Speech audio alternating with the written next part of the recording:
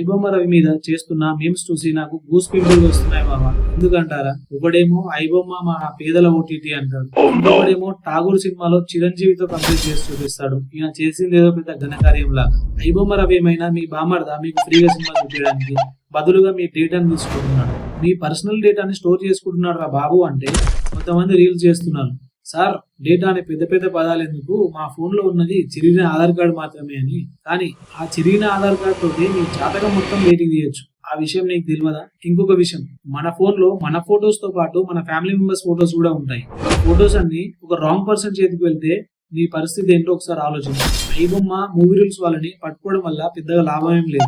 వాళ్ళు మళ్ళీ వేరే వేరే వెబ్సైట్లలో మూవీస్ అనేది అప్లోడ్ చేస్తూ ఉంటారు. ఫారెన్ కంట్రీలో మనం ఒక పైరసీ మూవీని డౌన్లోడ్ చేస్తే మన ఇంటర్నెట్ సర్వీస్ ప్రొవైడర్ నుంచి మనకు ఒక మెయిల్ వస్తుంది. ఆన్ గోయింగ్ ఫర్దర్ మీరు ఇలా చేస్తే మీ ఇంటర్నెట్ కనెక్షన్ అనేది డిస్కనెక్ట్ చేయబడుతుంది అని. మన ఫిలిం ఇండస్ట్రీ వాళ్ళు ఇలాంటి ఒక లా అండ్ కొత్త రూల్ గురించి ఎందుకు గట్టిగా డిమాండ్ చేయట్లేదు? ఇది ఒక వన్ స్టాప్ సొల్యూషన్ కదా పైరసీ మూవీస్ కి. అప్పుడు ఎవరు కూడా చూడరు కదా. ఈ వీడియో మీకు ఇన్ఫర్మేటివ్ గా అనిపిస్తే please don't forget to subscribe and follow.